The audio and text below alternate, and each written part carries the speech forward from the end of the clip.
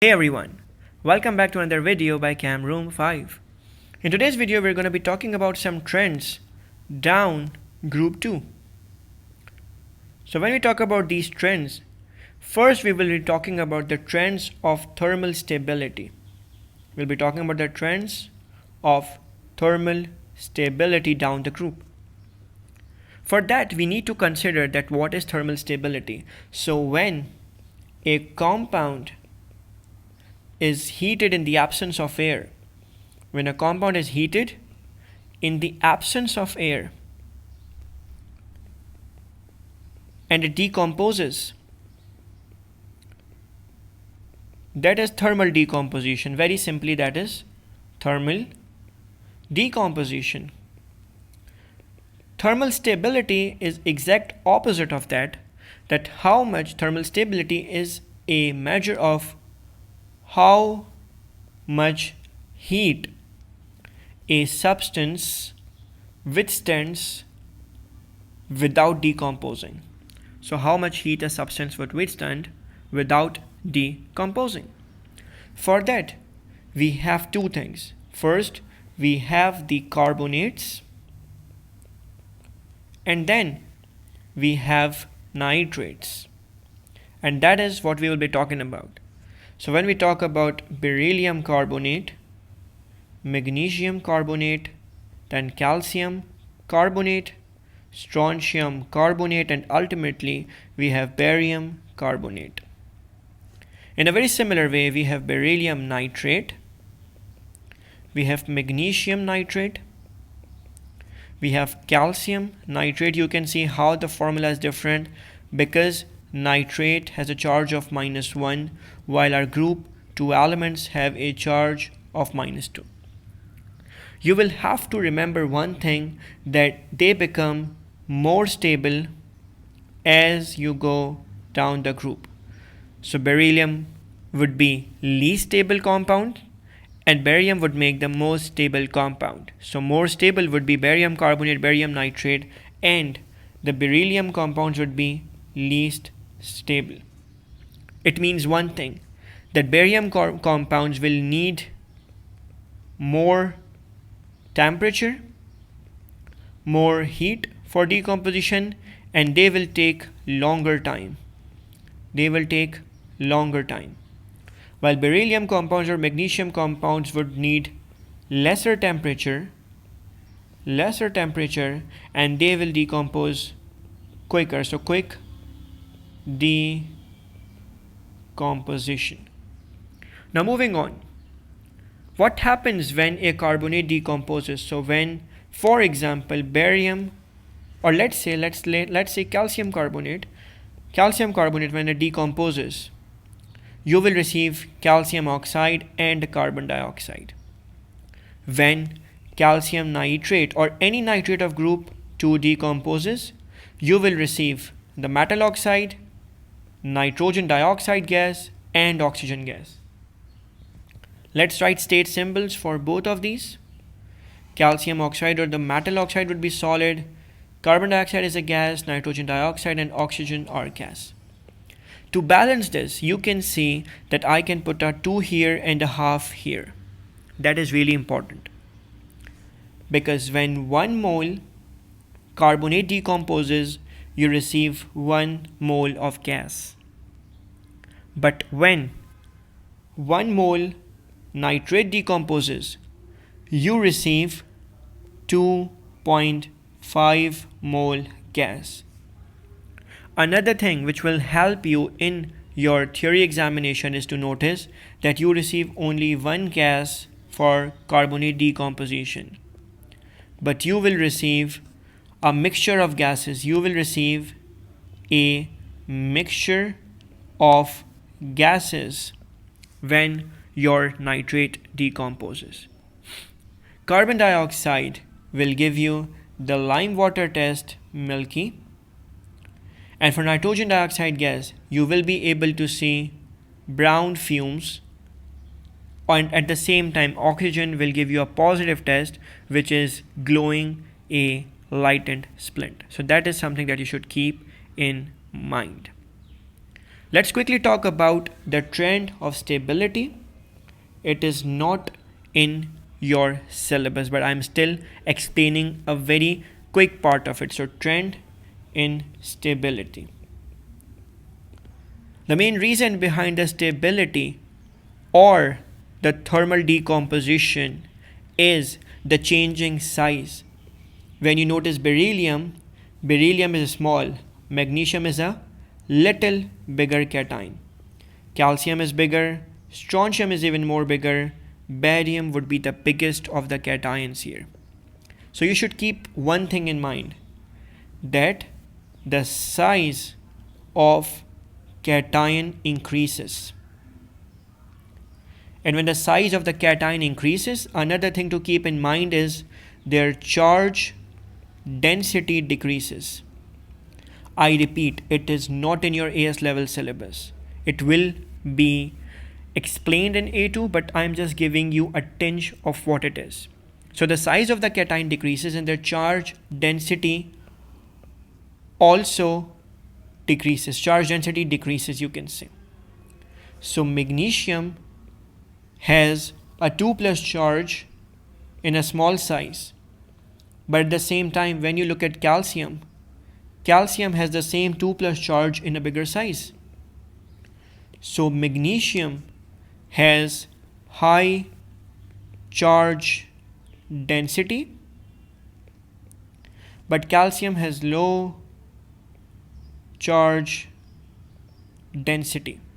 It is because of the charge density that they behave differently. And because of the increasing size and decreasing charge density, the stability or the capability of the compound to withstand heat decreases. Again, it's not AS level syllabus, so don't worry about it, but it would be good to have a basic idea of what's happening. Another thing to keep in mind is the trend of solubility. The trend of solubility. There are 3 things to keep in mind. Number 1, when you talk about nitrates, so nitrates are always soluble. Number 2 is their carbonates are always insoluble. Their carbonates are always insoluble. The third thing to keep in mind is their hydroxides and their sulfates show opposite trend of solubility. Let me explain. When you talk about beryllium hydroxide, magnesium hydroxide, calcium hydroxide, then strontium hydroxide, and then barium hydroxide, the trend is very opposite to their sulfate. So beryllium sulfate, magnesium sulfate, calcium sulfate, strontium sulfate, and barium sulfate.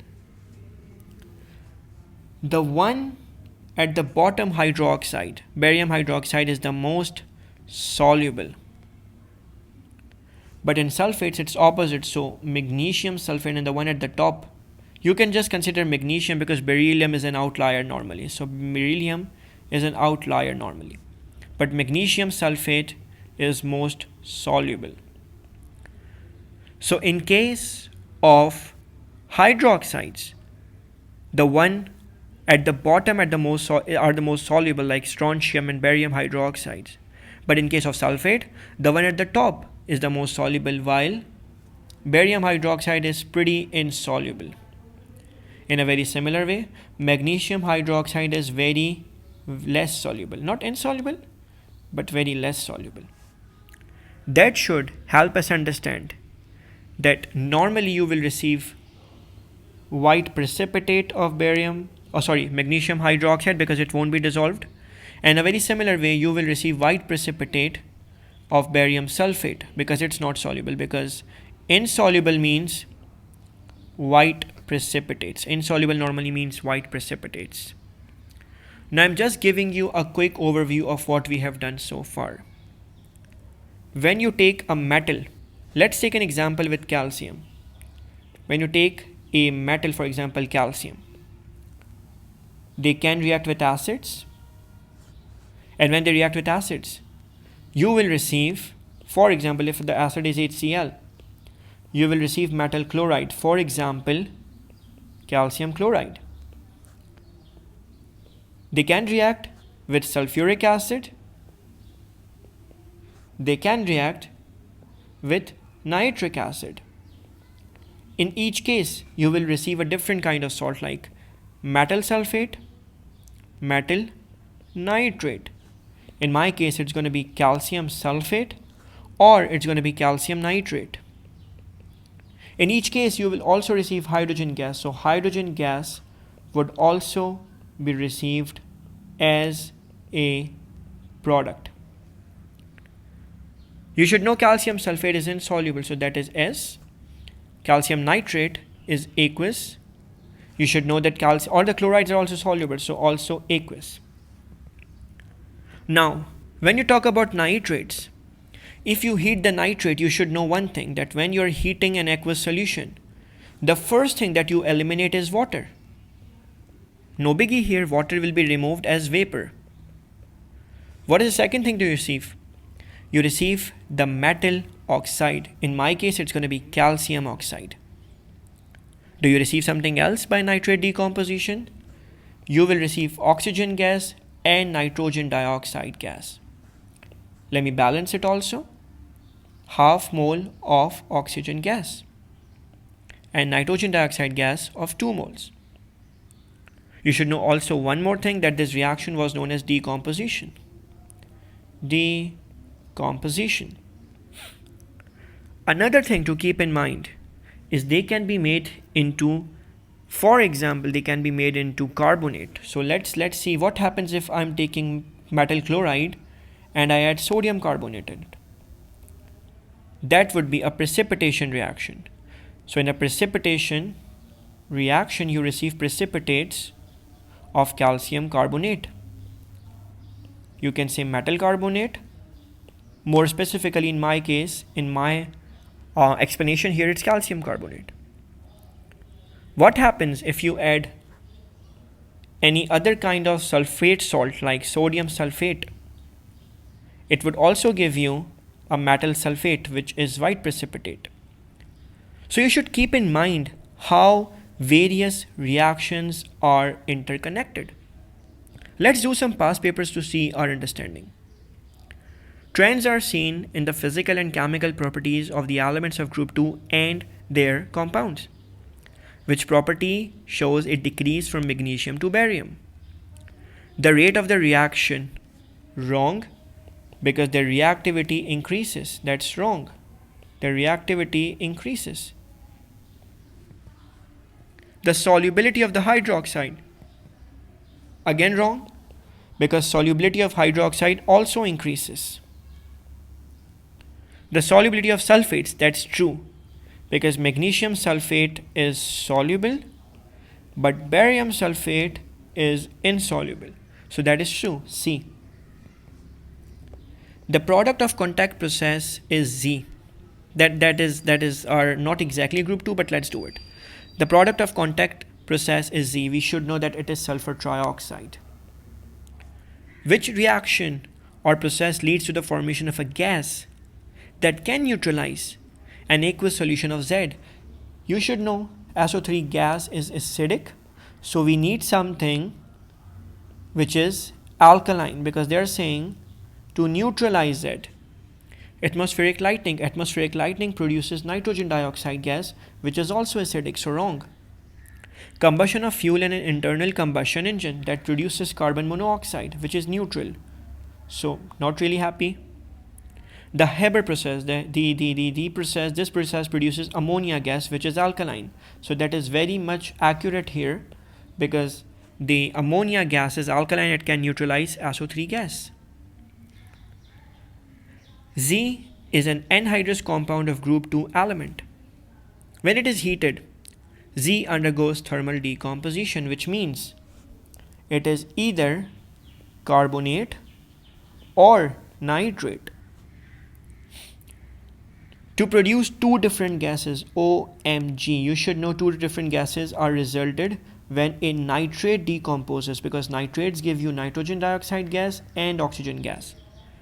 Z has relatively low thermal stability. So low thermal stability means it is on the top of group 2. It is on the top of group 2. What is compound Z? So it has to be a nitrate. It can't be carbonates. It is on the top of group 2, so magnesium nitrate is the right answer. A 0.005 mole sample of anhydrous calcium carbonate was completely thermally decomposed to give 100 centimeter cube of gas. Carbonates decompose to give you carbon dioxide. In a separate experiment carried out at the same temperature and pressure, 0.005 mole sample of anhydrous calcium nitrate was completely thermally decomposed. The volume of the gas products was measured. What total volume of gaseous products was produced? So you know that 1 mole metal carbonate gives you 1 mole carbon dioxide. 1 mole metal nitrate, like I said in earlier video, produces 1 mole, to keep it simple, 2 mole nitrogen dioxide gas and 0.5 mole oxygen, which means 2.5 mole. In your question, the carbon dioxide, 1 mole carbon dioxide was occupying 100 centimeter cube. So nitrate produces 2.5 mole gases, which should occupy 250 centimeter cube. That is obviously reasonable. So 250 centimeter cube is directly your answer. You don't have to do any molar calculations. Let's do this. Magnesium nitrate decomposes when heated to give a white solid in a mixture of gases. One of the gases released is an oxide of nitrogen. It is nitrogen, so it means it has to be NO2. 7.4 gram of anhydrous magnesium nitrate is heated until no further reaction takes place. What mass of X is produced? So 1 mole metal nitrate, or I should say magnesium nitrate, produces double mole NO2 gas. You have 7.4 gram magnesium nitrate and you have double mole nitrogen dioxide gas that should be produced.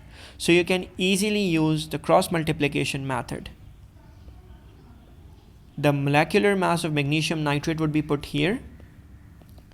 The molecular mass of NO2, which is, if I'm not wrong, 14 plus 32, so 46 here times 2, and you will get your answer. Let's do this one. Barium solid is heated gently in oxygen, so obviously you will receive barium oxide solid. When barium oxide goes in water and it is dissolved in water, you obviously receive barium hydroxide, which is aqueous solution. When you receive HCl on barium hydroxide, that is neutralization, and HCl will produce barium chloride aqueous solution. On the right hand side you can see that sulfuric acid is added.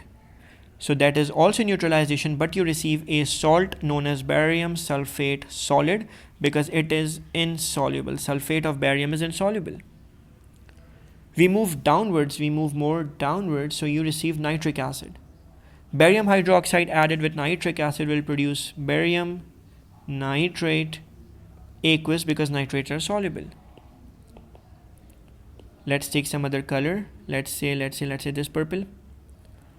When barium chloride was added with sodium carbonate, there's a precipitation reaction happening because carbonate ions will replace chloride. So you receive barium carbonate here, which is again a solid. The other product will be, by the way, chloride and sodium, so sodium chloride. When you look over here, let me change the color. When you look over here, some reaction 1 is happening and you are making barium sulphate, like you already said.